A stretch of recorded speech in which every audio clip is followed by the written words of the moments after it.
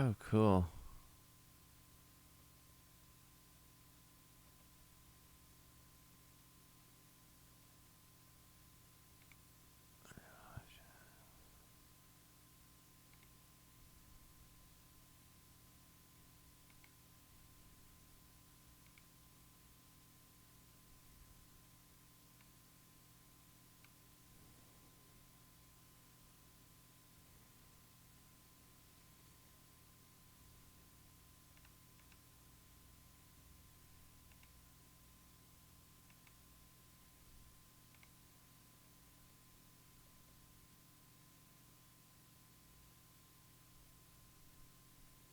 All right, so I guess I am live. Cool. I'm not really sure where the... Well, that's actually pretty easy. And extremely easy, actually, to do. Okay, I'm just doing a live stream test on my channel, ladies and gentlemen, for everybody that's listening. It's just a still shot. I'm broadcasting. I just installed new software. I plan on actually doing a live stream tonight with a few different host friends of mine, researchers, and other radio broadcasters. And I needed to get the studio up to par with some new software, so I found some open source broadcasting software, which is actually really cool. And this is my first time out playing with it, so the few people that are listening right now, it'll be interesting as I play with this during the day. I'll be able to mess around with the still shot here. I just put up a background image. It's the battleship DTRH firing her guns. But I'll be able to do like screen captures or show stuff, or if there's something streaming, we can show that, or as we're talking about it, I can change images and stuff. So this is going to be interesting to play with. I have to play with the broadcasting software itself, because it's actually two different things. It's broadcasting software, and then it's YouTube Live's setup, and you have to make both of them work in conjunction with one another. But this is cool. So I don't know if there's a chat, or if anybody's actually paying attention right now. Anybody actually even cares. But yeah, I'm glad everybody's listening and checking it out. There's 2 thumbs up right there. I'll give it a third. Yes, I gave myself a thumbs up. I can't see the chat room, so... Oh, wait, there you go. Let's see. Sweet, what up, Popeye? Sounds good. Oh, cool. All right, so I can see the chat now. Interesting. Let's see if I can talk to you guys. Again, I'm feeling all of this out. This is the first time I'm doing live broadcasting on YouTube.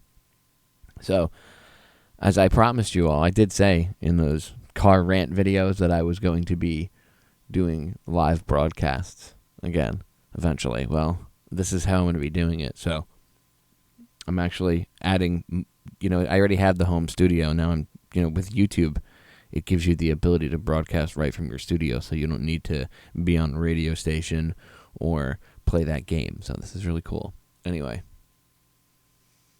Sounds and looks good. Hello from Mexico. Cheers, Mexico. Cheers to all the listeners as I drink my coffee. So this is cool. So what is it? What did it come up in your subscription feed as? DTRH Radio Archives live stream, just like it says in the title there. You guys can all respond in the chat. What up, Lee? This is cool. Yeah, here, I'll type to you all. This is cool. Oops. Freaking caps. There you go. Caps lock should be off now. All right, cool. Yeah, this is just, like I said, this is just me playing with it. And then the software here. I wonder if I can play you guys video. All right, tell me if you guys can hear audio. What's up, y'all? So I'm here. Let's see if you guys can hear this. And I just got a question. Just got approached by somebody. Said I could film him on YouTube, and he got something to say. So this is him. This is D. Just met. So go. What did you want to say? What did you ask me again? Hey, I was just curious. Black people, are they supposed to vote for Donald Trump? You know what I'm saying? I was just... Oh yeah, it's a video of a Marine Corps veteran, a black Marine Corps veteran with a Trump shirt on, and this guy stopped him in the subway station or train station and asked him, "I thought all black people were supposed to vote for Hillary Clinton," as if your race makes you have to vote along a certain party line. Anyway, I was gonna play the audio of that later tonight when we're discussing politics, but since it was up, I wanted to check it out right now. I don't feel like getting into a political debate or conversation or going off. It was not really a debate. It'll end up being a rant. So I don't want to go on about anything right now. I'm playing with the software. Anyway, focus, Popeye, focus. So, yes, this is me doing it raw and letting you guys hear it. You know, I'm very real with all of you, so I don't care. Anyway, I'm glad the audio is good. Thank you, Big T. Sounds normal, right? Sounds very boomy, my radio voice. Everybody tells me, Popeye, you have a great voice for radio. Well, I guess that's why I'm good at doing this, or one of the reasons. Anyway, how clear was the audio coming through from that clip? Was it clear? Was it overdriven? Was it too loud? How was it? Let me know in the chat there. That way I kind of know what I have to play. It's easier for me to ask you guys because you're listening than it is to try to do it any other way. So I might as well do my test run first. Besides, YouTube live test runs are always fun, right? All right, not loud enough. Thank you, Laura. So let me see. How can I fix that? Let's see. Did everybody go out and vote? If you live in Florida, vote. I will. I never endorse candidates or anything like that. You know how I feel about voting, but you should vote for like issues like on the state legislature or, constitutional issues for your state constitution. I know Florida's got a constitutional amendment for medical cannabis, and I know I voted for it. That's for sure. Let's see if I can't bring in. I got to figure out how to bring in the audio. I mean, I could make it louder if I open this up. It'll come in through my mic though, and I'll have to end up muting this. I guess I could try. Let me see. Let's see if this works, ladies and gentlemen. You tell me if this is louder and if this works better for you. Let's see. Let me turn that down just to make sure it doesn't blow your eardrums out.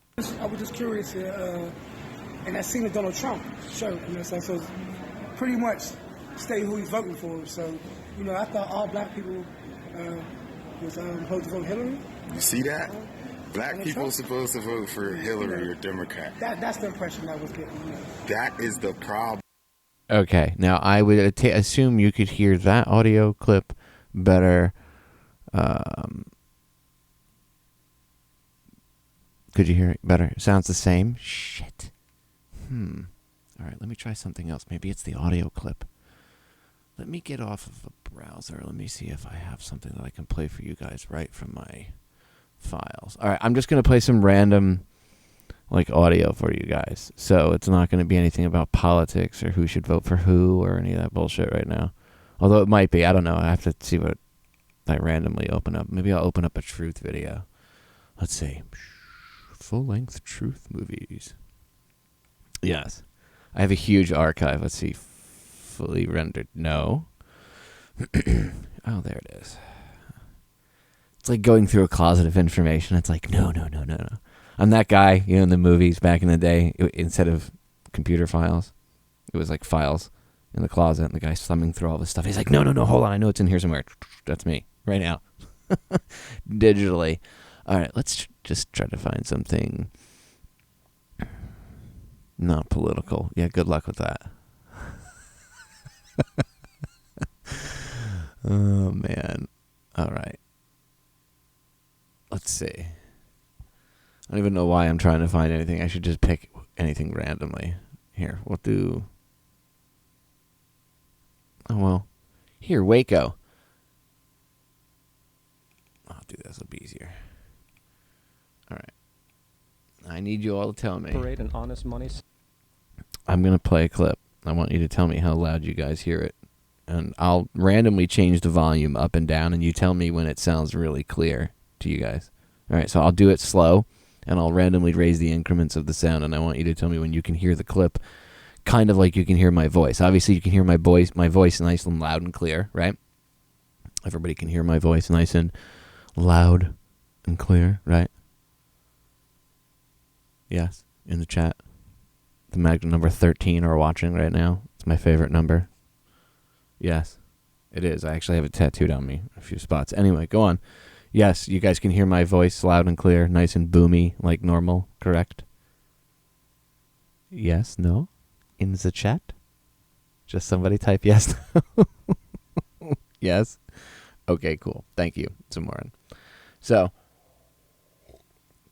okay, cool. Thank you, Laura. So you guys can hear my voice. That means what I'm going to try to do is raise the clip to be about it won't be as equal and boomy, but I want you to be able to hear it as clearly as you can hear my voice. So let me know when you all can hear it as clearly as you can hear my voice. Here we go. System which freed the ordinary man from the clutches of the money manipulators was probably the prime cause of the revolution. In 1783, America won its independence from England. However, its battle against the central bank concept and the corrupt, greed-filled men associated with it had just begun. So what is a central bank? A central bank is an institution that produces the currency of an entire nation. Based on historical precedent, two specific powers are inherent in central banking practice: the control of interest rates and the control of the money supply, or inflation. The central bank does not simply supply a government's economy with money, it loans it to them at interest. Then, through the use of increasing and decreasing the supply of money, the central bank regulates the value of the currency being issued. It is critical to understand that the entire structure of this system can only produce one thing in the long run: debt. It doesn't take a lot of ingenuity to figure this scam out. For every single dollar produced by the central bank is loaned at interest. That means every single dollar produced is actually the dollar plus a certain percent of debt based on that dollar. And since the central bank has the monopoly over the production of the currency for the entire country, and they loan each dollar out with immediate debt attached to it, where does the money to pay for the debt come from?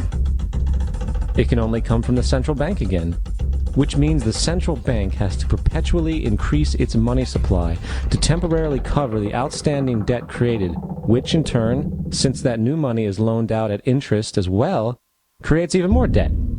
The end result of this system without fail is slavery, for it is impossible for the government and thus the public to ever come out of the self-generating debt. The founding fathers of this country were well aware of this.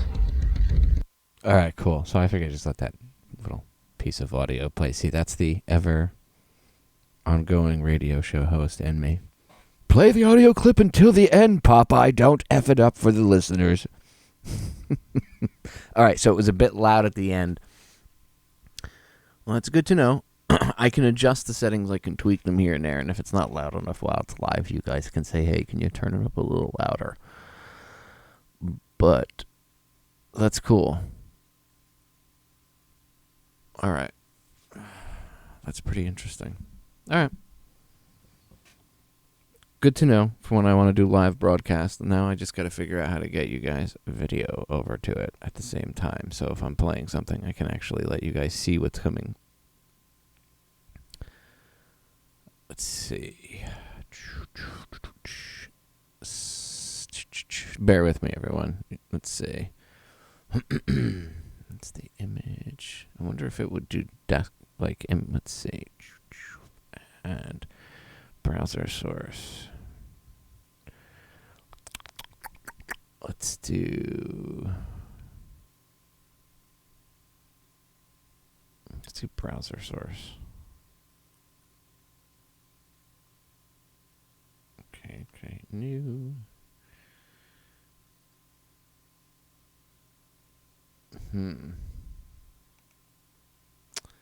Okay. So let's see. We're just going to do a test here and see if I can go to a website or how this works. You're all like learning this with me, so. Oh, can you guys see Federal Jack popped up there in the corner? And can I actually make this bigger and small? Oh, I can't. Look at that. Can you maneuver this? Oh, this is so awesome. I know. You're all watching me totally radio tard, as I would call it, out. That's what Christina and I call doing things to the nth degree. Not actually derogatory thing at all, but there you go. All right, so let me go back to the YouTube page so I can see some. All right, American society's most ignorant, evil, deceived, lied to, lazy people on earth. Oh, wow, you guys see a little bit of a delay.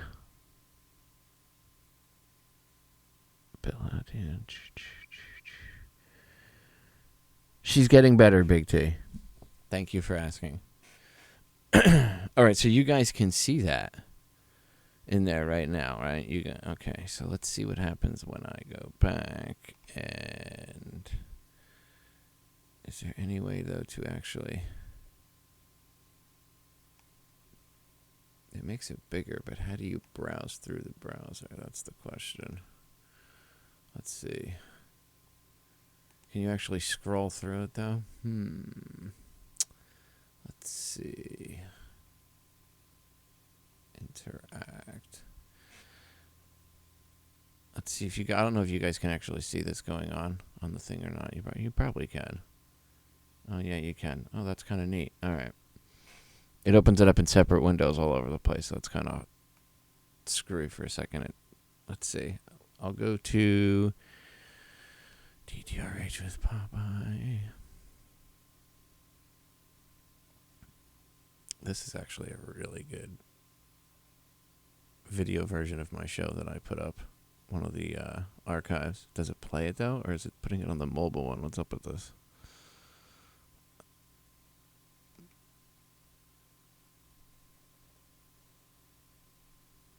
Okay.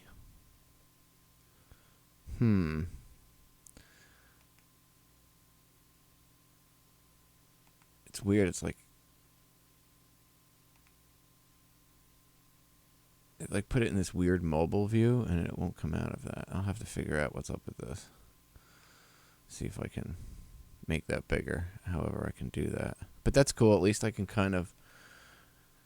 That's only with Federal Jack. Let's see what happens if I change it. Let's go to Drudge. Shall we? Let's check Drudge. DRUDGE.com. Wait, isn't it Drudge Report? There you go. Huma.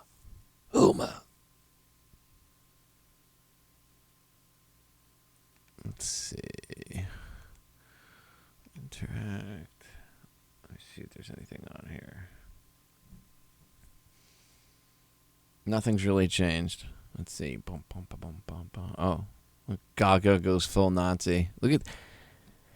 Can I just say that if the roles were, and I'm not picking a side because I didn't pick a side, obviously, but both two sides of the same puppet. But I mean, really? Like, if anybody else did this, nobody would get in trouble for that. Nobody would be questioned. Where's the mainstream media on that? Well done, Gaga. Well done. Anyway, let's see. Something weird happened there with Drudge. I don't know what's going on. Let's see. See what else we can look at. So I guess I can interact with stuff, so that's cool. Let's see. There's Fox News. It's Smiling Donald versus Obama.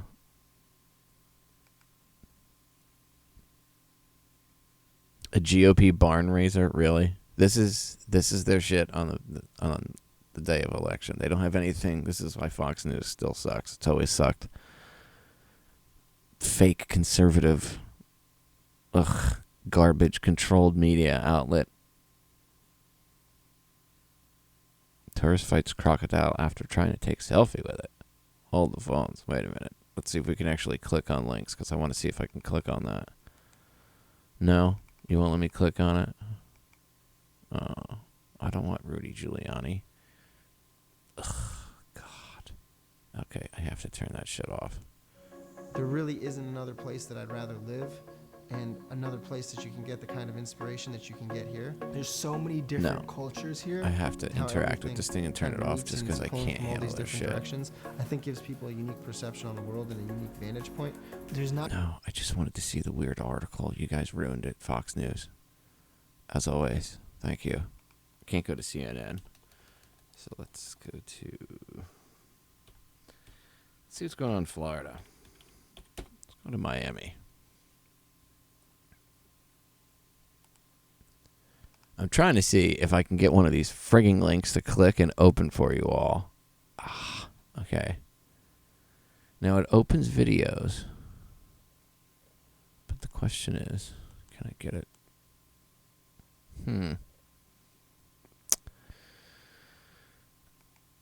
Interesting. Really a pain in the ass. I can't get it to... I can get it to work with a few things, but I also probably limited by my resources on my computer. There's probably that. I just wanted to get to see if I can play video for you all. So let's see if I can turn this off. Remote. Let's see if you guys can hear me again.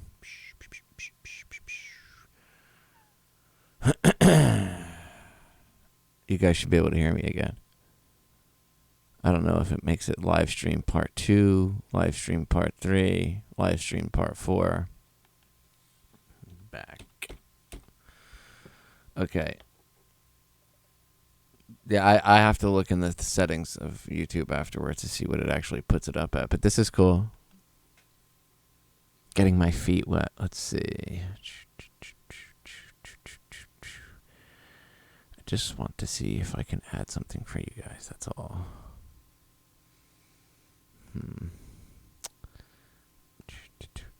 Game capture? No.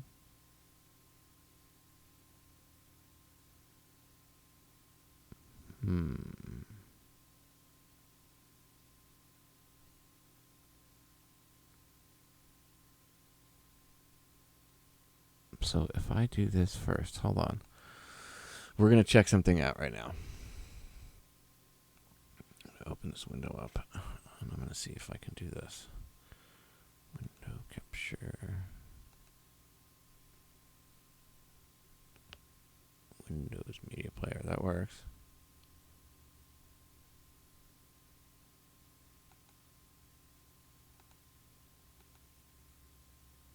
Alright, let's see if it comes in. I know you guys can hear the audio. Uh-oh. It's got like some sort of like thing going on. I broke it. Hold on. If it turns it off and cancels the stream out again, I'll handle that shit. I'll be right back again. Just don't go anywhere. Let's see. Remove. Yes. But okay, it didn't crash this time. Well, that's good. Okay, let's see. Local file. Yes. I can play right from... Oh, yes, this is what I was looking for. Okay. We're going to see if I can do this properly now. See, this is how men do things without instructions. We just play with it and break shit and figure it out. Let's see. But I don't know if there was an instruction manual for it, and really don't care. Usually I do read the manual. RTFM, I know, read the fucking manual. Files are there you go. Alright. So let's close that out. And let's see if we're going to play the same movie. Let's see. And see if it plays. Oh, no fucking way. But the question is, can you interact with it enough to...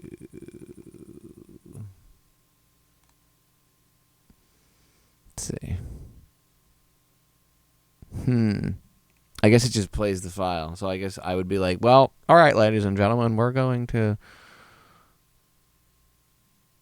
going to, let's do it this way, see what happens. Maybe not. All right, let's see. Let me tell you why you're here. Spaz. You're here because you know something. What you know you can't explain. Is but it you feel playing the audio or no? No, You it's felt not. it your entire life. Oh, media source. That I there's gotta turn something the audio wrong with up, the let's world. say. You don't know what it is, but it's there, like a splinter in your mind, driving you mad. It is this feeling that has brought you to me. Weird. For whatever Do you know reason, what I'm talking it's about? playing it, but it's not playing the audio. The Matrix. It's a media source. Do you want to know How can I what it is? Alright, I'm gonna have to The look at Matrix this is and everywhere. figure this out now. It is all around us. Even now, in But this at least very I know I room. can play clips and you You guys can can see see it when them. you look That's out kind your of window, cool. or when you turn on your television. You can feel it when you go to work, He's talking to Neo when about, you go to church. the world around when you pay your The Matrix taxes. is all around you. When you go to It work. is the world that has been When you pulled pay over your your taxes. eyes to Yes, blind you all from the that. truth. Alright, What truth? That you are a slave, Neo. Like everyone else, you were born into bondage. No, the question is, born how do we into get a you guys prison that you audio? cannot Maybe smell it's the or file taste itself. or touch. A So prison let's do this. for your mind. Let's remove. And let's try something else. Let's try.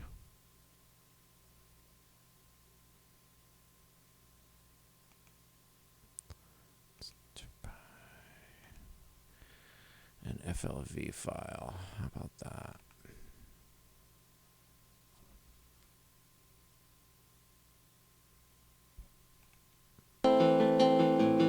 Let's see what happens with this. This is David Ray Griffin. I would like to Let's see welcome if I all can of get that you audio to our feed. Yeah, to for whatever our reason, second the audio doesn't come expedition up either way. There's Cynthia into McKinney. the events of I love that September lady. 11th in a She's awesome. transparent I don't care and what anybody open thinks and about her. public forum People for talk the lots of shit American about that people woman. to She's got see, bigger balls unlike than most men much that I of know. what took place with the How many of you proceedings of the 911 grilled Donald Commission. Rumsfeld I would also like to over 9/11 thank repeatedly? the Yeah, expert enough said. panelists who Cynthia are McKinney. going Respect. to be with us All right. today, as How well can I as get you to thank hear all of you in the Cynthia audience while who she's are with talking? us. And I Audio and definitely video. want to thank all Audio of the and video on cameras second video. that Oh, are you guys can hear the video? recording these proceedings, because it is through the Can you guys actually wait? So you dissemination guys can of hear her vital information like loud and clear? on You this guys can hear subject Cynthia that the American people playing will be nicely? made aware of what actually happened on that day. And it's when not we overdrive. had Can you hear me 4 talking over her? significant Like, can you hear us both failures clearly on at the same one time? day of $1 trillion military and intelligence infrastructure.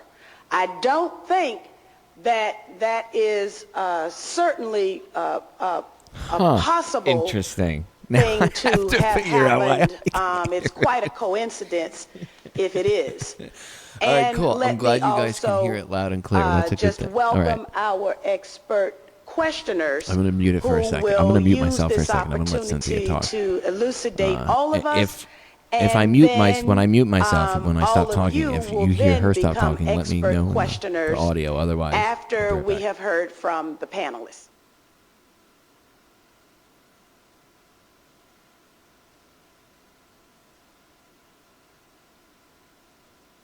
Good afternoon. I'm David Griffin.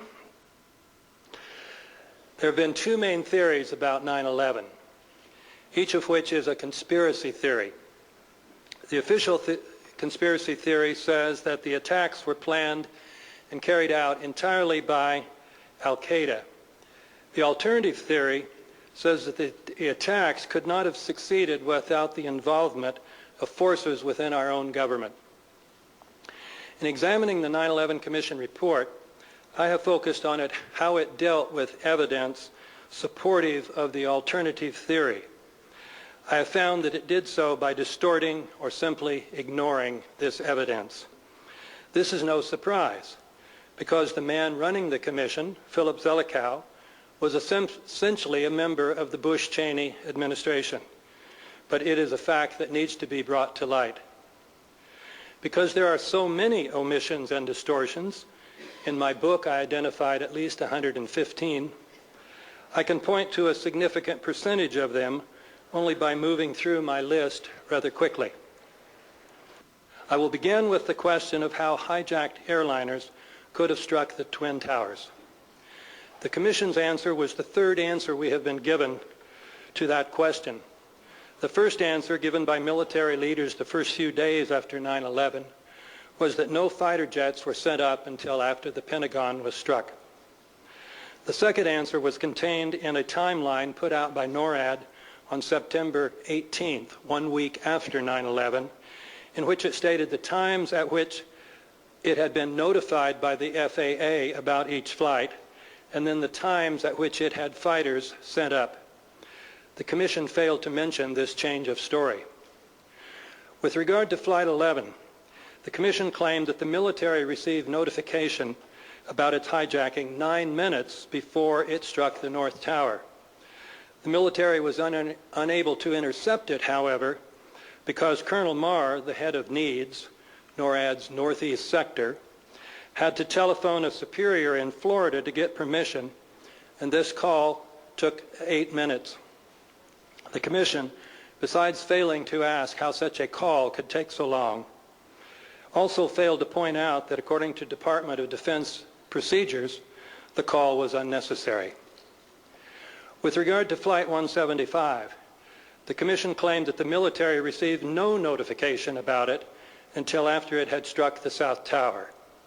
But NORAD, in its September 18 timeline, had said that notification had been received at 8:43, a full 20 minutes I'm still here, before the ladies and South gentlemen. I'm Tower just was letting this thing struck. play for a second. I'm trying to So if the mess with Commission's this. news story Let's is see. true, Is this then live? Yes, NORAD wake up. officials were either lying or their memories were so bad that they got confused 1 week Yes, after it the is. events. I am live right now. The Commission, however, this is a failed to recorded press this video of the press question. conference, obviously. I'm Whenever live. there is The a video crisis, the streaming FAA is a sets live up a stream. The press teleconference conference is with not the live. This military. is David Ray Griffin Information from years about ago Flight doing a 175's presentation. hijacking, it would seem, And this is me playing should have it. come I'm to the messing around military with the by means of this broadcasting teleconference. software. The Commission, that I however, just claimed installed that in the the studio FAA so we did can not go set up this live and do teleconference live until broadcasting right from DTRHRadioArchives now. 17 minutes Like I was after doing my Flight radio show. 175 had crashed into the I'm going to South be doing Tower. it live from here, and since it's In making election this day, claim, however, I'm going to be going live the later Commission tonight. failed to mention a Just memo working the bugs from the out, trying to get this FAA's thing Laura going. Brown, So, which and said of course, that the it'll be kind of teleconference buggy. was established Right now, I'm about to within try a to few bring. minutes after the first tower was struck, I'm trying which to would have find been somebody about 8:50. on Skype that I The can. memo also said that the FAA conveyed my friends are information off about all flights of interest, doing a bazillion things which would have right now. included Flight Let me see if I 175. can get Everard on. Commissioner Richard we were Benveniste chatting read earlier. this memo into the Yo. Commission's record during a hearing in 2003.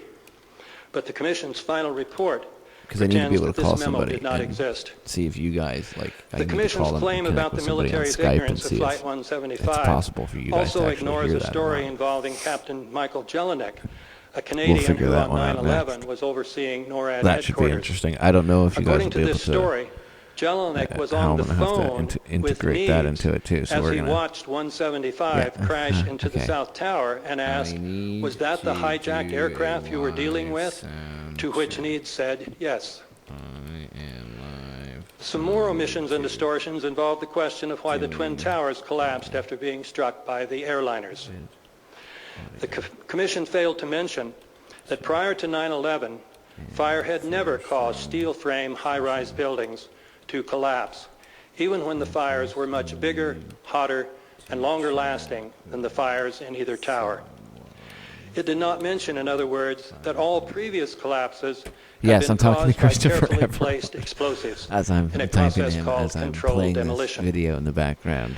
The Commission also did not For you mention all. that the Anyway, collapse of each I'll tower let David Ray had at Griffin least talk. 10 So features I'm not characteristic talking of over him, so controlled it doesn't sound like demolitions. there's two people talking. For 'cause that'd probably example, confuse the living each crap out collapse of. began suddenly, came straight down, occurred at virtually How free long? fall I would speed, like 2 hours. and produced Like, an let me see enormous if. Hold amount on. of Let me dust, stop the video for you guys. which happens when explosives pulverize concrete This is a into good tiny particles. documentary. I'm glad that I can stream Each you guys collapse was stuff, so that also works. total, with If I each need to, but let me take the 110-story media source building out. Let me- collapsing into a pile of rubble only a few Yes. Okay.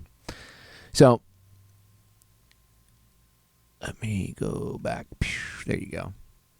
I want to see what happens when it disappears because there's a bit of a lag from when I. There you go. I wonder how long the lag is. It's probably about 5 seconds.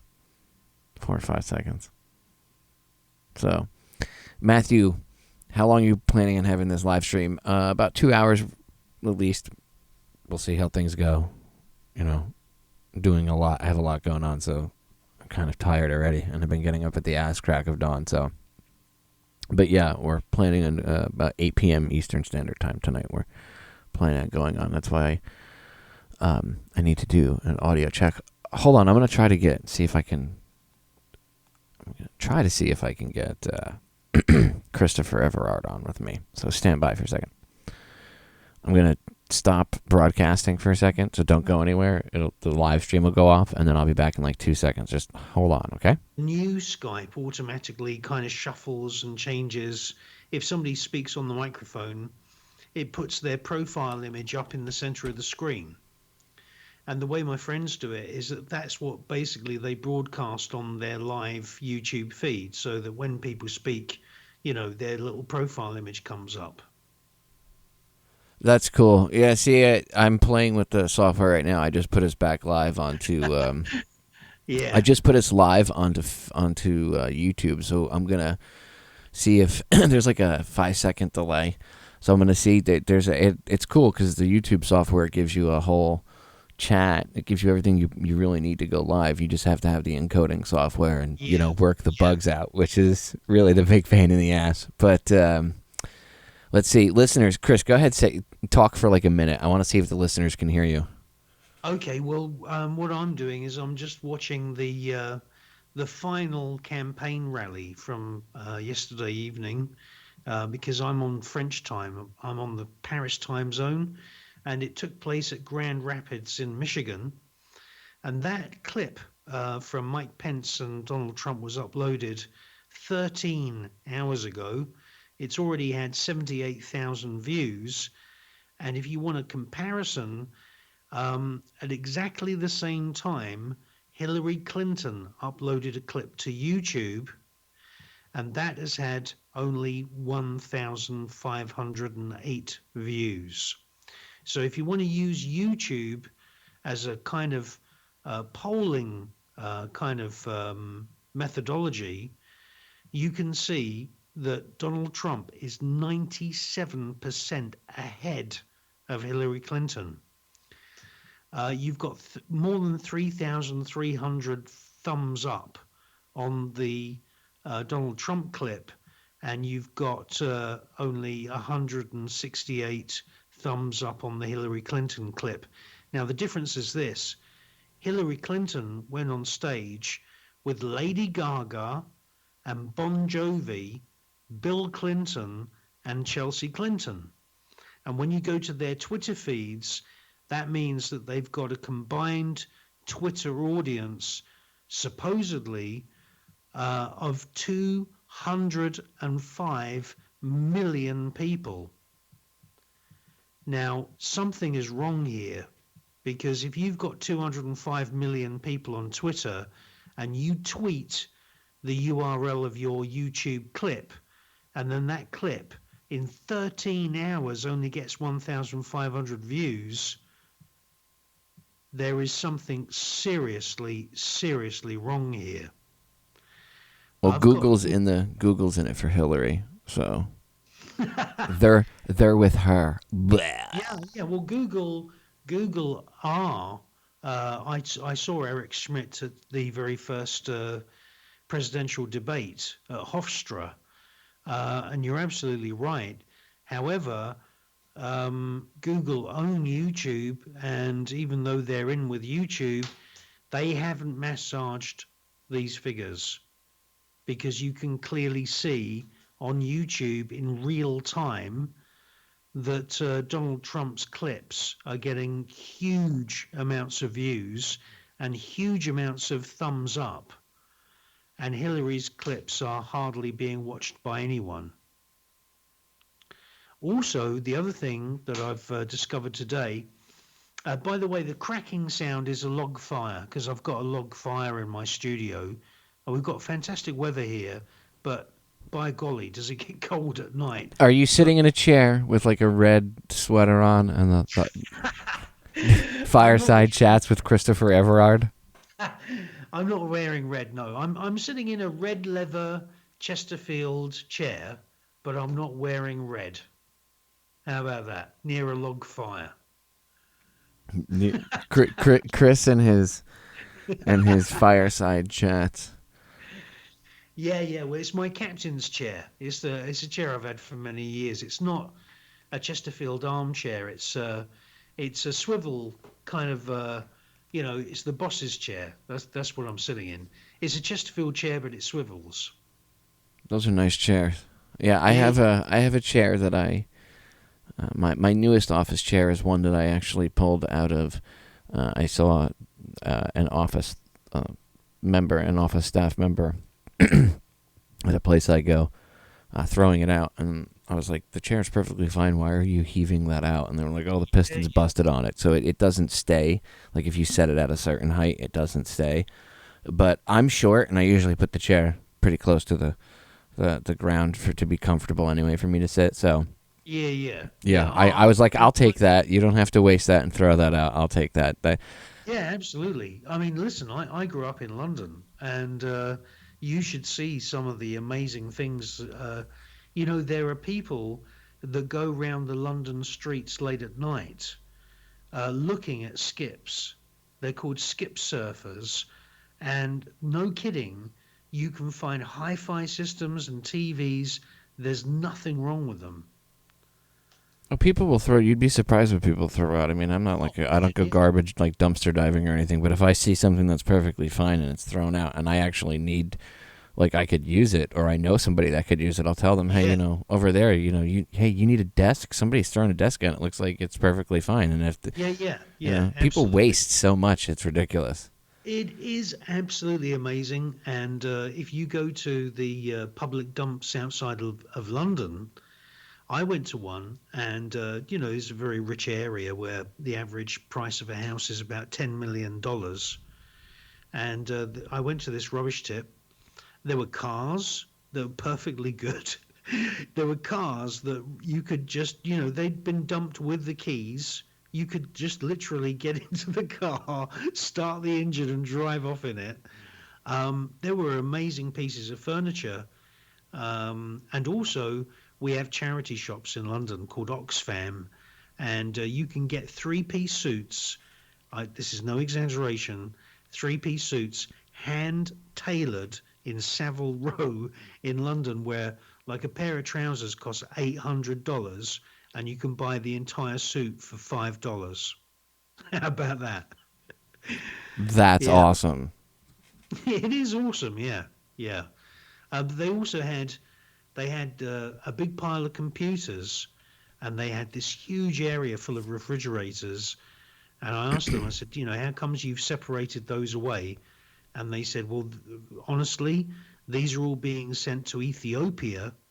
All those fridges, we've tested them. They all work. It's just that they're not, the latest smeg kind of design. They're not colored. They're just ordinary refrigerators. And they ship them off to Africa, and they keep medicines inside them. Dude, it's always the simple things, Chris. It's always like, honestly, I don't need a lot of material stuff or anything like that. I grew up with hand-me-downs. Yeah, I grew up getting stuff from my brother and my mother altering the clothing to fit me. So to me, going to thrift stores and stuff, I did that. I mean, I got some new clothes, but my stuff wasn't brand name or anything growing up. We couldn't afford that, and that's not how, my mom had to worry about, like, electricity and food and water first and foremost. Absolutely. I tell you now, we are living in such amazing times. It's the 21st century. I've been working, full on all my life. I grew up in a house. I mean, we were really poor. We grew up in a Victorian house, which is called a slum, which has 2 rooms downstairs and 2 rooms upstairs. Now, there's a lot of poor people probably tune into our broadcast, and they also had a poor background.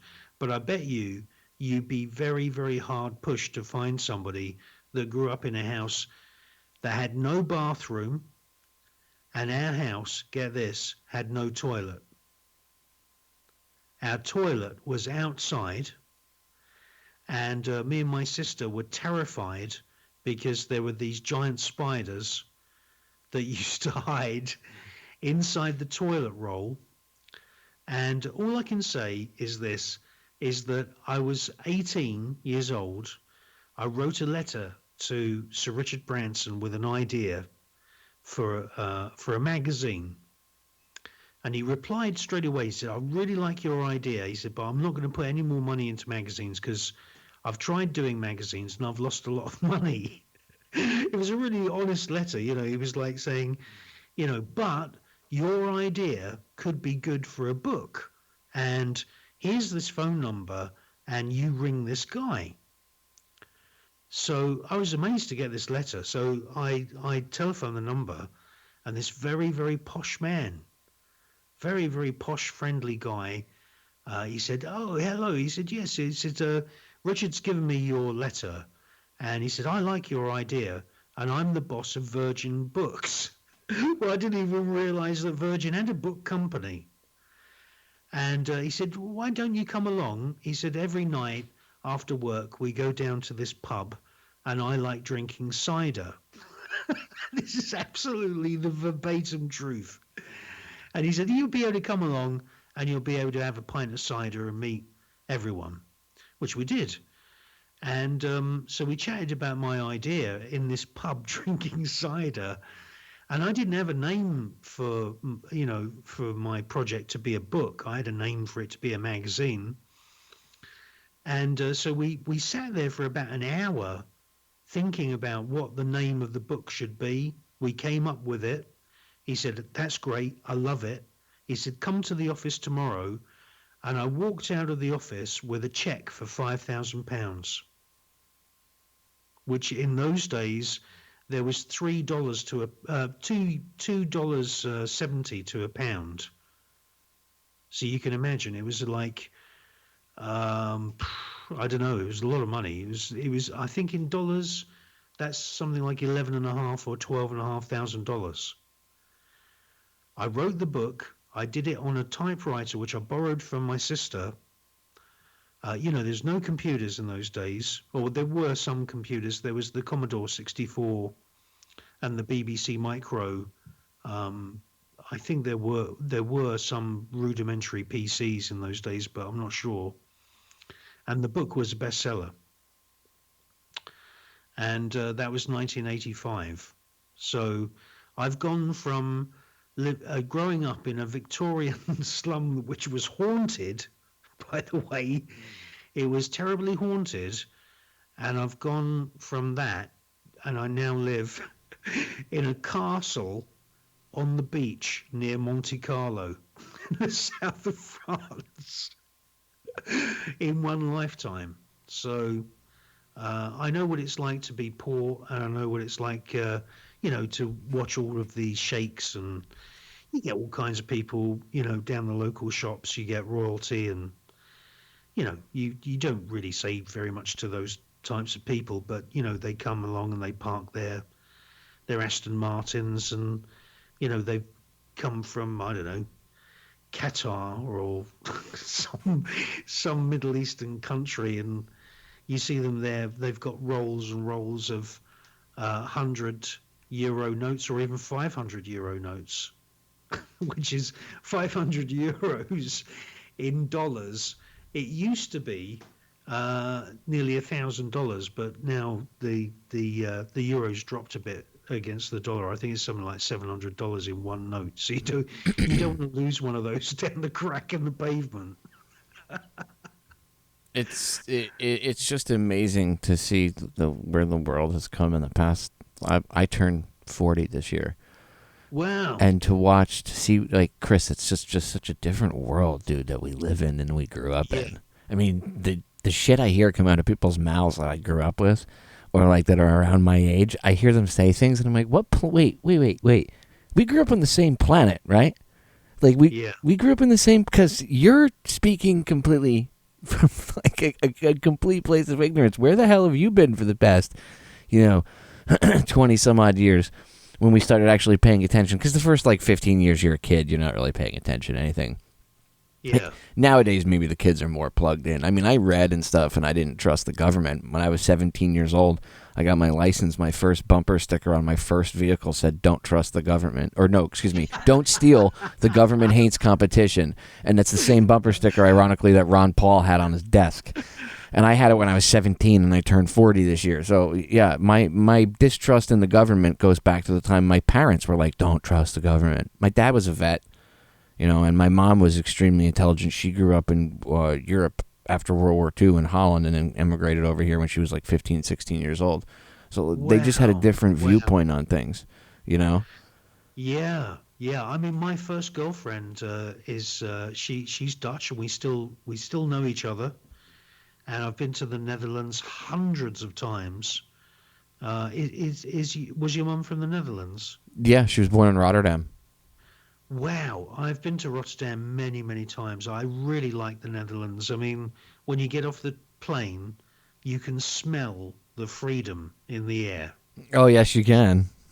It's one of those very few places in Europe. I would say it's only the United Kingdom, Ireland, and the Netherlands that has that kind of 3D freedom feel to it.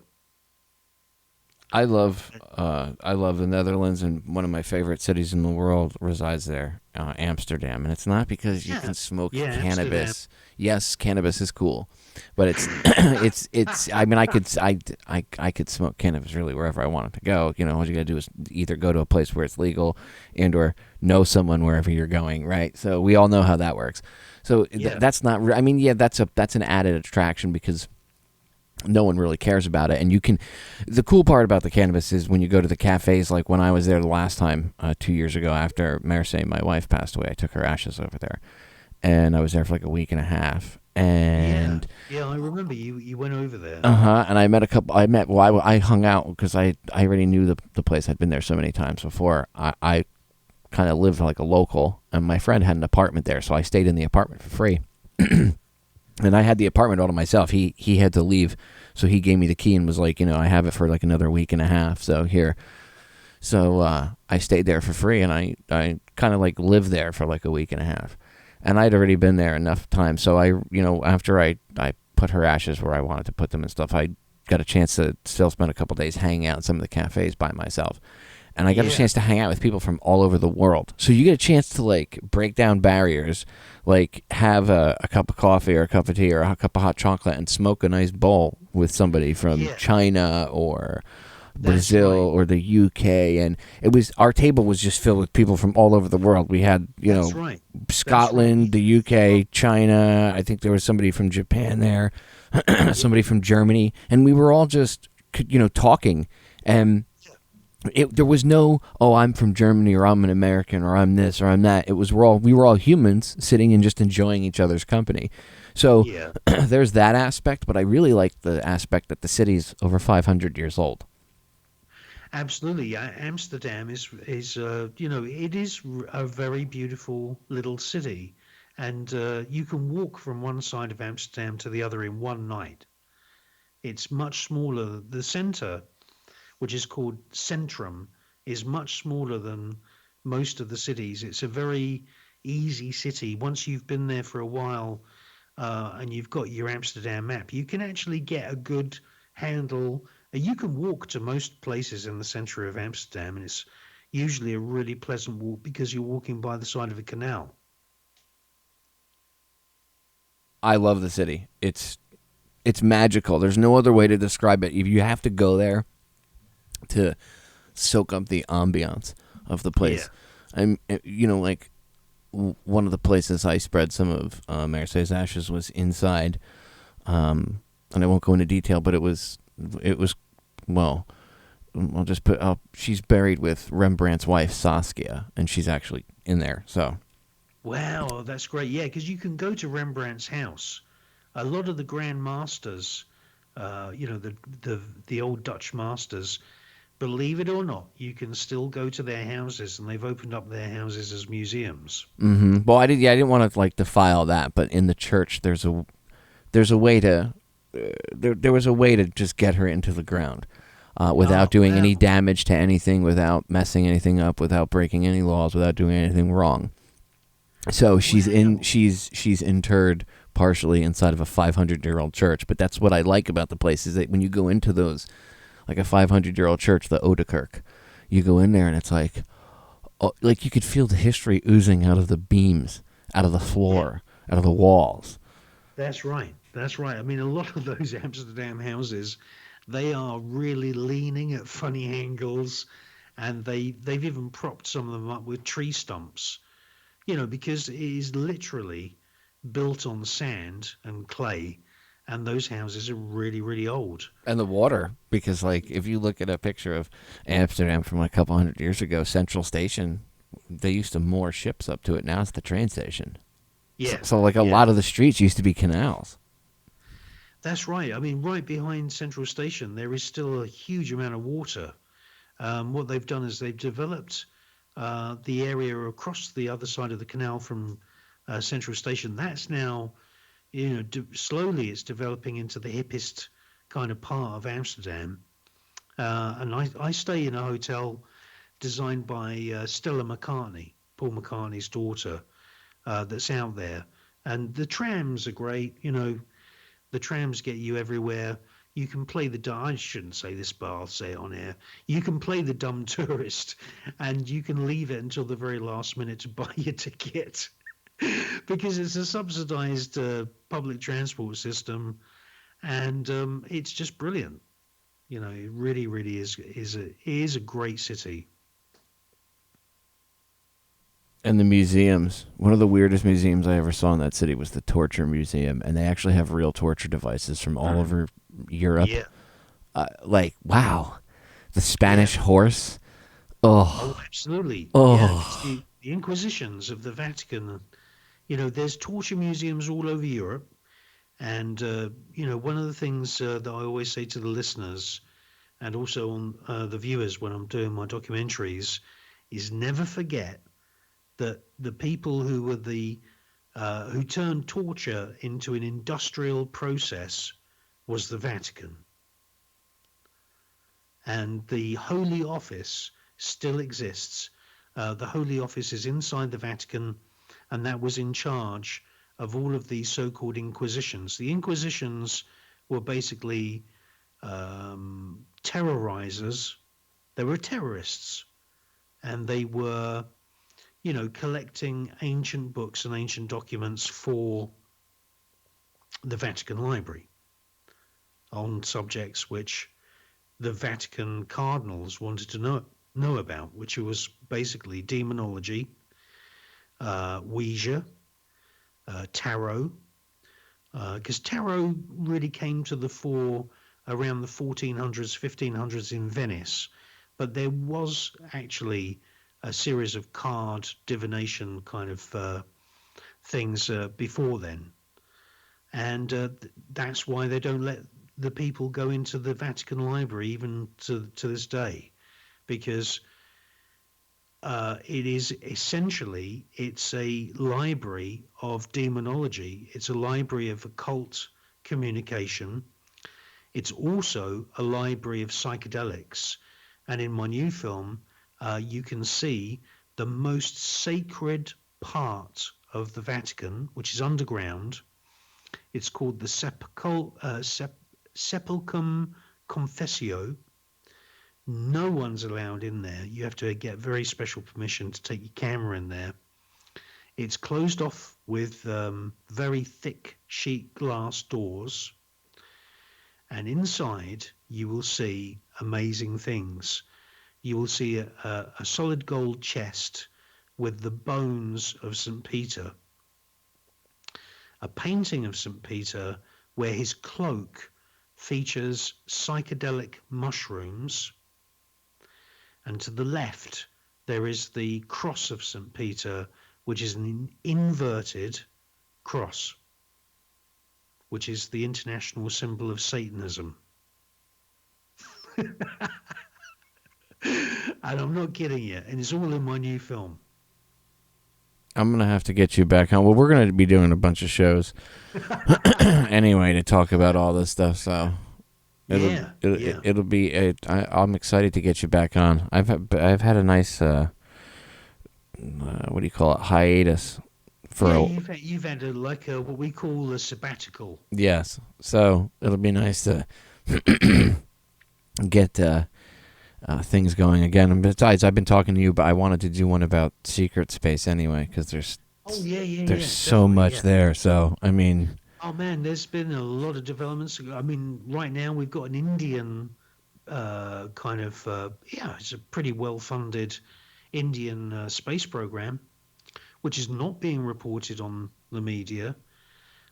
We've also got the Japanese probes going off, and next year we have a probe that's going back to the moon, and it's going to be orbiting the moon with high-definition cameras. So next year, hopefully, we will be able to do a show, and we will be able to analyze for all of the listeners and the viewers high-definition footage, filmed from a relatively low altitude above the lunar surface. And I'm really looking. I can't wait.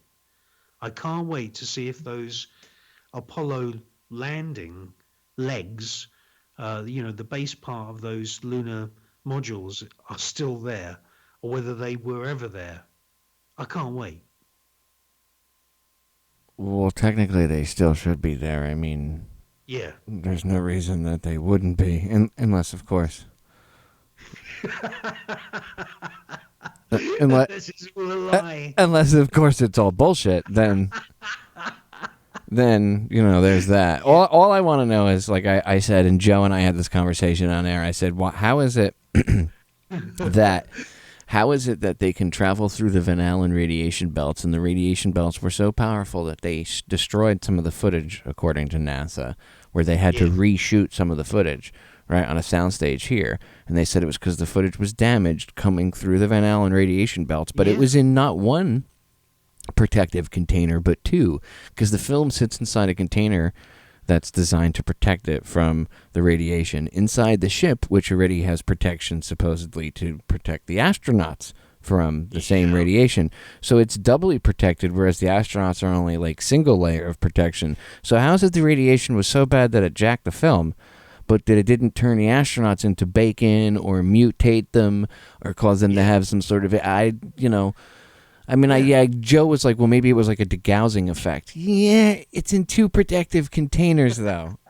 Come on. And, if they failed, then that's fine, but then how come the humans weren't damaged? And if the humans were damaged, how come they never talked about it? So there's so many unanswered questions. Yeah, it's a great question, and we have had quite a few astronauts die of cancer.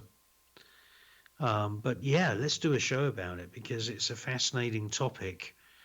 Oh, yes. Also, where you live, Popeye, there are some space exhibits. I visited them a long time ago. There is a lunar module. I think it's at the Kennedy Space Center, or is it the Kennedy Space Center or the Johnson Space Center that's in Kennedy? That's in Kennedy. Mm-hmm. There is a lunar module there. And, when I first filmed it, I didn't really have a kind of in-depth knowledge like I have now. I hadn't made any documentaries. I really hadn't, I hadn't really looked into it and investigated. But even then, I realized that the lunar module was so flimsy, there was something major missing from the lunar module design, and that is an airlock. It's just literally a hatch from the inside to the outside.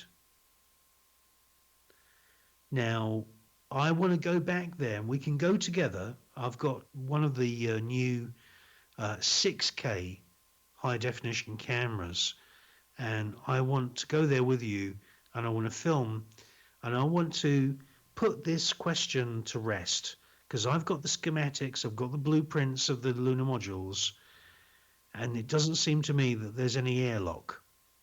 If there is an airlock, okay, but the airlock would not be big enough for a human being in a spacesuit to sit in it. We can go. They have a museum over there. Yeah. They have a It's huge very, very museum good over there. museum, yeah. You just let me know when you're coming to the great state of Florida there, Chris. Oh yeah, absolutely. I mean, we'll plan it properly, and it'll all be filmed for the Enigma channel. Oh, and, yeah. What we'll do also is we'll contact. excuse me. We'll also contact the NASA PR department that know me very well. As soon as as soon as they answer the phone and I say, "Oh, I only have to say hello," and they know my voice because I've called them so many times asking questions where I've been making my documentaries, and we'll book up an interview with a couple of astronauts. That's what we're going to do. It'd be great. That'll be good stuff, yeah. Well, you'll hang out in nice, warm Florida. Oh, yeah. We'll go check out all the space stuff. Seriously. Question some astronauts. Maybe get punched out by Buzz Aldrin. I guess we have to go out. Doesn't he live out in Arizona or something now, though? Yeah, no, he wouldn't punch me out because I'm usually very diplomatic and asking my questions. But I tell you now, Florida Keys is one of the most fascinating places. And I thought if I didn't live where I'm living now, in the Mediterranean, I think the Florida Keys would be one of the places which I would gravitate towards and maybe live there permanently. Interesting. We're gonna have to conversate on this stuff deeper. But I can hear the you should see the chatters on YouTube. Are like they're actually the listeners are just hanging out. They're people that are watching. They're listening to us just chat. By the way, you can ask Chris. This is not for radio or anything like that. This is how Chris and I normally have conversations when we talk to him on Skype. Yeah, it's true. It's true. It's literally like a stream of consciousness between the two of us. Yeah. So are you gonna join us later here live on? I'm gonna go live about 8 p.m. Eastern Standard. So it's 12:36 by me. What time is it by you right now? Okay, I'm on the Paris time zone, and it is 5:36. All right, so you're 5 hours ahead. Which is London time. That is what we call tea time. So it's going to be 1 o'clock in the morning for you when we go live.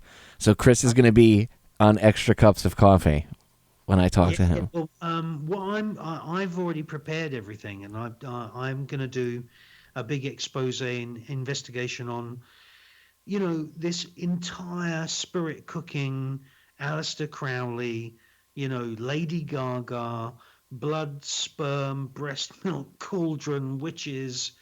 I'm going to go into it. I'm going to go right into the history, where it came from, who the main people are, who are the people that these types of people worship, how they make their money. They make their money, by the way, from the art world as well as politics. And I'm really looking forward to the show. Awesomeness. It's going to be really fun. It'll be my first live. Well, this is we're live right now, but this is just like a field test. This is like a little hors d'oeuvre. It's like a raw oyster before the meal. I like how you put that. It's an hors d'oeuvre. Yeah, but I'll tell you now, I've got hold of some really, really, really ancient books from a specialist book trader. I've known the guy for a long time.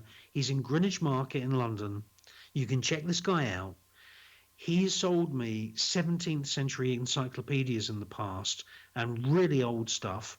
And he has managed to get me some very ancient manuscripts about, black magic and summoning spirits and all the kind of stuff that was published at the time of Isaac Newton.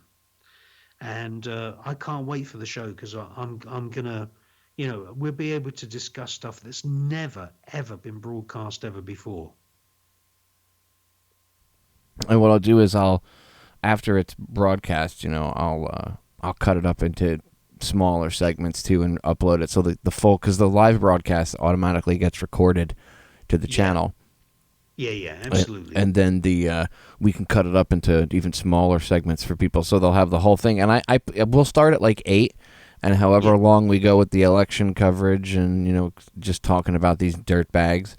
And giving people an alternative view to what they're going to see on Fox, because everything on Fox or CNN or MSNBC is going to be like, oh my God, Hillary or Trump, or oh my, did you hear what he said? Oh my God, Trump farted last week. Oh, he farted. He shouldn't be the president. Hillary kills people, but this guy is. I mean, don't get me wrong, he's a tool too, but still. Yeah. Like, what makes her better? But I actually have heard people say, "Oh, she's more qualified." Why? Because she's killed more people.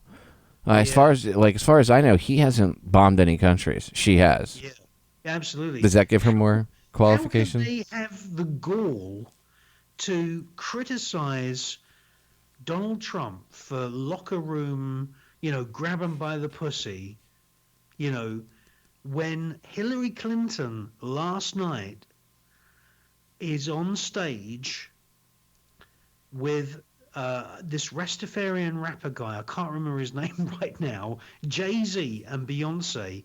I've written down here these lyrics, as I was watching the show.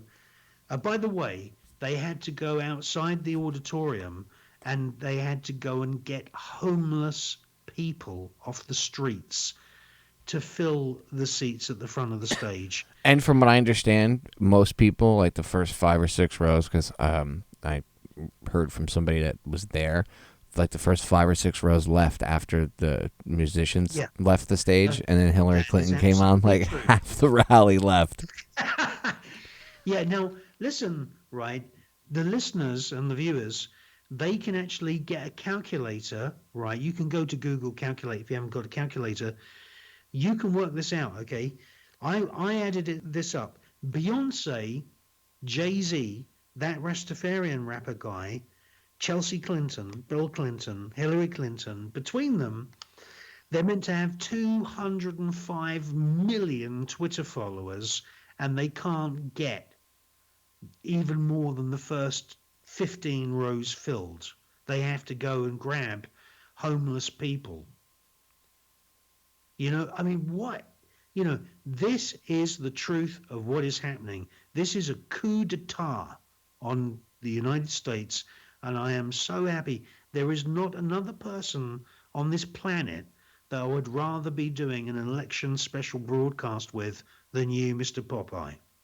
Well, thank you, Chris. I am honored. You as well, sir. Yeah. I mean, let's do it.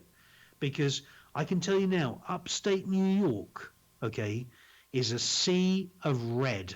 People who are voting Trump are wearing red, and it's visually obvious that if this election is rigged and handed over to the Clinton cabal, I can tell you now, win or lose, she's not going to change the fact that there is more than 100 million people who are awake, and they have realized this is a scam. Well, that's what I'm, more than anything, that's what I'm glad about the election. Yeah. And I know it's been stressful, and, I'm just glad it woke people up. The problem is now people are going to go back to sleep. Or at least a portion of them. Yeah, that's our job. Yep. Well, that's how come we can't let the ball drop just because the election's over. But in fact, we should be enthused because even though a lot of people are buying into the left-right paradigm, Trump has injected things into the conversation that otherwise would have been really hard for us to get in. When was the last time you heard them actually talking about pedophilia in the ranks of the elite? Yeah, I heard an interview with Eric Prince. The guy's not an angel. I know he founded Blackwater. He's a dick. I know, whatever. The point is, he did an interview on Breitbart, and they were talking about the pedophilia and these pedophilia rings. I've never heard any mainstream organization even touch That's right. that. And also, on the same kind of thing as that, Mike Pence, who's going to end up being the vice president if Mr. Trump gets voted in or the vote rigging is found out and exposed. Mike Pence did a speech. You can see it. It's called Full Event, Donald Trump and Mike Pence Final Campaign Rally in Grand Rapids, Michigan. It's on YouTube. Mike Pence, I don't know anything about this Mike Pence guy. I've been following US politics for many years. I've never seen the guy, never seen him speak. Oh my God. Watch that video, because this guy, I understand now how he's been recruited as the running mate. He stands in front of this enormous audience and he does an A, B, C, 1, 2, 3 breakdown of the FBI, the emails, who leaked them, how they leaked them, in front of this enormous audience. Now, when have you seen this type of being knee-deep in the detail of a really switched-on, well-informed politician explaining to the audience this is a crime? And he even reads out the USC legislation codes which Hillary Clinton broke in front of the audience. I've never seen this type of thing. This is historic. There's no two ways about it. Yeah, it is historic. I have my reservations about Pence because he says Dick Cheney is his idol, and I'm like, oh, anybody that idolizes, like, yeah, how could you look at Darth Vader and be like, yeah, I want to be like that guy. Yeah. I want to lead like him. I want to lead like the Sith Lord. But I know what you mean. And look, I didn't agree with Kennedy's early administration or a lot of the things that they did or his position on a lot of things. But through Kennedy's his first, administration, which was cut short, he was actually, he had a life-changing experience, and somebody that he had met, he knew her from the time they were younger, but he ended up having a relationship with her, and she introduced him to LSD and psilocybin and cannabis, and it broadened his horizons, and her name was Mary Meyer. And there's actually a really good book by Peter Janey, who I'm going to interview him about it. It's called Mary's Mosaic, and I suggest everybody go read it. He spent years researching the book, and when you research the Kennedy assassination deeply, you'll see Mary's name come up, and her husband, Cord Meyer, was actually named by E. Howard Hunt on his deathbed as one of the people involved in the assassination. Anyway, Mary was her well, I guess by that time Cord was her ex, but she was now one of Kennedy's lovers. Or actually his hardcore girlfriend, and she had introduced him to psilocybin and stuff. And anyway, the whole point is you can change, their minds can be changed. So who knows? I don't really have any faith that Trump's going to come in and change anything really too much. But Hillary Clinton scares the living shit out of me. I mean, literally, she's going to start World War III. She is the whore of she's the whore of Babylon, riding the multi-headed beast from the biblical book of Revelations. I'm sorry to say that to people.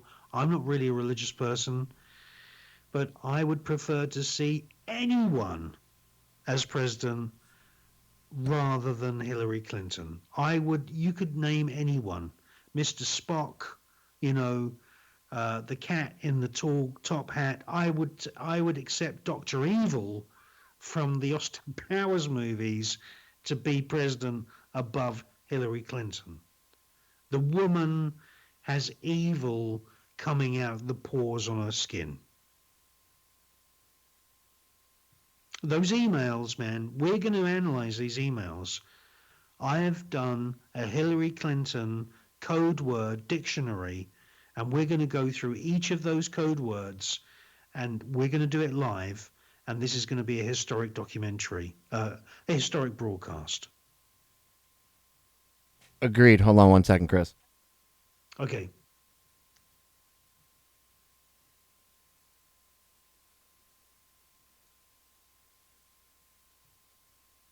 We have a small break. Yeah, see, that's the real world interjecting. That's my AC tech company calling me to let me know they're coming out because they have to fix something. Yeah, I know. People are like, wait, it's November. Why is your AC on? Because I live in Florida. That's why. Because our ACs run pretty much year round. We can turn them off about this where I live about December. We keep them off probably for like a month or two. Yeah, it gets chilly. It's the same here. I live in the Mediterranean. We have air conditioning on, not for us. We have to have the air conditioning on for the computers. Yeah, that and to keep mold down from building up in the houses and the corners and stuff. I mean, like, these modern computers, they have to have the air conditioning on. I mean, Mediterranean's hot, man. You go to my local beach and you start swimming and you directly go ahead and you end up on the shores of Morocco. I mean, this is hot here. So, yeah, we have air conditioning for our, we know what it's like. Yeah, it's it's an essential thing to modern life if you've got lots of computers in a room. Agreed. 150 or any other type of electronic equipment. Anyway, that marks the end of the live test because that means I have to go deal with the AC guy that's about to be here. So, first what I'm going to do is I'll cut the stream off. So I'll just say, ladies and gentlemen, Chris and I will be back, and there'll be a couple people joining us. Chris is on part-time co-host. Scotty Lopez will be coming on. Yeah, and we've got guests as well. Yep, yeah. And an old friend of the broadcast who I've done shows with, lives out in Colorado. Chris, you've probably heard me do shows with him. Steve Stars, he's gonna be coming on and popping on. So it's gonna be a round table of just some of the most intelligent people you've ever heard on radio, breaking down the insanity. There's going to be live updates from the BBC in London. I speak French. I'm going to be giving you updates from... Yeah, I'm interested to see what you're hearing versus what we're hearing. Yeah, absolutely. I'm going to give us updates from Radio Luxembourg, from the BBC in London. I mean, I get all of the North African radio stations here. I can pick up radio from Libya, Tunisia, Morocco. I speak French. We're also going to be picking up the news casts from Paris as well, which are, they're doing big election specials on Parisian TV. So all of that is going to be live. So everyone, you get ready because this is going to be an election broadcast the likes of which you've never heard before. Agreed. Totally agreed. Okay, so with that, we are out. We love you all, and I'll catch you all again. 8 p.m. Eastern Standard Time, by the way. 8 p.m. EST. So, East Coast time. Eastern Pacific, listen to me. Eastern Standard Time. Okay? Pacific, that would be, 3 hours behind it? So I guess 5 p.m. Pacific. So 8 p.m. Eastern, 5 p.m. Pacific. That's what I was trying to get out, and I merged the two of them together. So there you go. Anyway, we'll see you in a few hours, ladies and gentlemen. Chris and I are out.